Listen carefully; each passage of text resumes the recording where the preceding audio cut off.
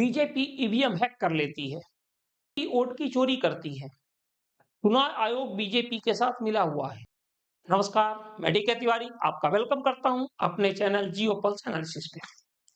बात कर रहे हैं हम लोग राहुल गांधी की। अभी जो उन्होंने एक नया आरोप लगाया है वोट चोरी का, कि बीजेपी वोट चोरी करती है, वोटर लिस्ट में गड़बड़ी करती है, और साथ ही साथ जैसा कि अभी उन्होंने दिखाया भी कि ब्राजील की एक मॉडल है, उसका फोटो 22 जगह पे लगा हुआ है। अब देखिए, ये एक सवाल है, बिल्कुल है, इलेक्शन कमीशन से सवाल है कि ऐसा कैसे हो गया, पहली चीज। लेकिन बात तो फिर वही है, अभी जो राहुल गांधी के वोट चोरी की बात हो रही है, इसके पहले इन्होंने क्या कहा कि बीजेपी ईवीएम हैक कर लेती है। आप वोट किसी को दो, वोट बीजेपी को जाता है।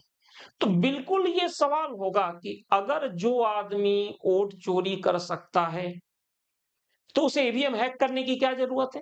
भाई वोट चोरी में वो जिसको चाहेगा उसके नाम काट देगा, उसे पता चलेगा कि ये वोटर हमारे हैं, उनको रख लेगा। हालांकि इसमें टेक्निकल इश्यू है। जैसे कहा जा रहा है कि 25 लाख वोटर हटा दिए गए। और यार, जो 25 लाख वोटर हरियाणा में हटा दिए गए, तो राहुल गांधी जी को ये कैसे पता चला कि ये सब मुझे वोट नहीं देने वाले थे, बीजेपी को देने वाले थे? और इससे इंपॉर्टेंट चीज, जो आदमी ईवीएम हैक कर सकता है या ईवीएम को मैनिपुलेट कर सकता है, आप ये बताइए उसे वोट चोरी करने की क्या जरूरत है? ये तो साफ साफ दिख रहा है।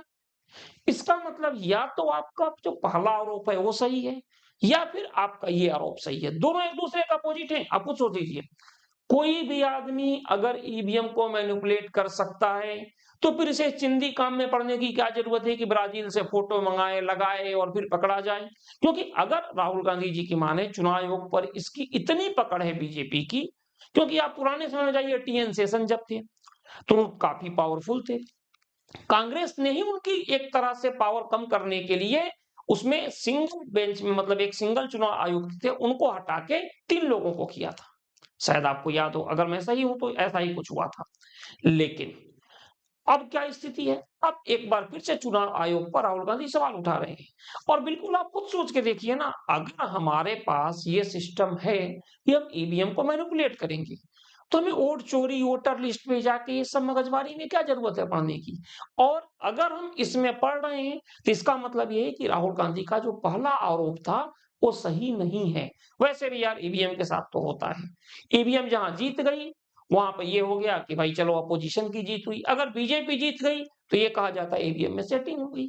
तो खैर, एक समय इस ईवीएम पर बीजेपी के लालकृष्ण आडवाणी ने भी उठाया था, और उसकी वजह से वीवीपैट आज उन्हीं की देन है। लेकिन निश्चित रूप से जो मैं यहाँ पे बात करने जा रहा हूँ, राहुल गांधी के न तो मैं बात कर रहा हूँ कि उन्होंने ईवीएम मुद्दा उठाया कहाँ गया, न मैं इसकी बात कर रहा हूँ कि वोट चोरी हुआ उसका क्या हुआ। मैं यहाँ बात डेमोक्रेसी की कर रहा हूँ। डेमोक्रेसी में जो गवर्नमेंट सरकार चलाती है, उससे कहीं ज्यादा जिम्मेदारी लीडर ऑफ अपोजिशन की होती है।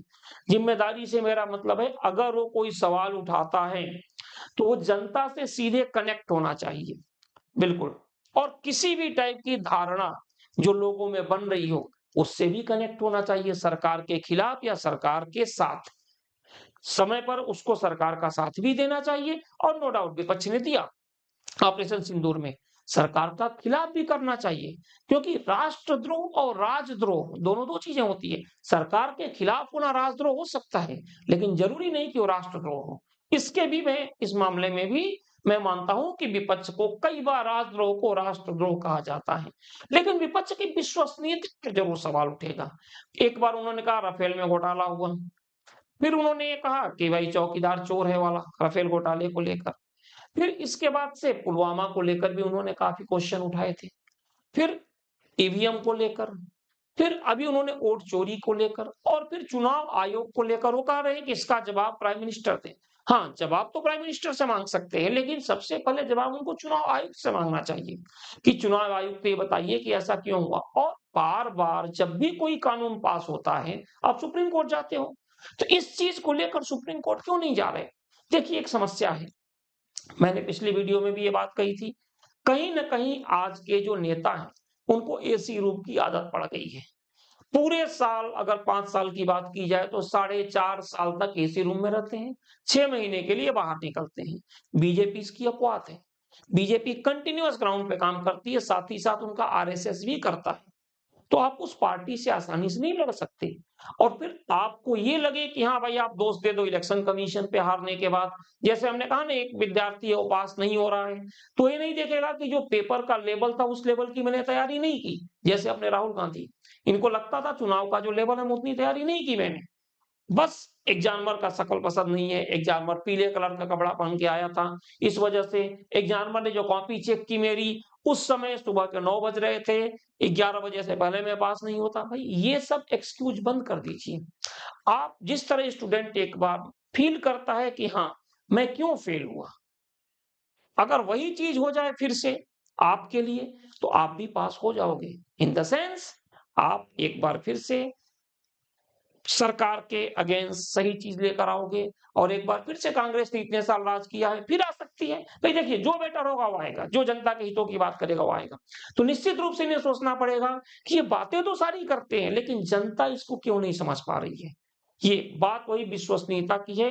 और राहुल गांधी जी, आप एक मुद्दा उठाइए, उठाने से पहले उसको सर्च कीजिए, कितना सही कितना गलत, फिर उसे डिगिए मत। एक मुद्दा गवर्नमेंट गिरा देती है, आपको ये तो ज्यादा अच्छे से पता होगा। हमारे राजीव गांधी जी थे, एक बोफोर्स का मुद्दा राजीव गांधी की गवर्नमेंट गिरा दी। सही था गलत था, कौन सही था कौन गलत था, इस पर नहीं बात कर रहा हूं, एक मुद्दा ने गवर्नमेंट गिरा दी।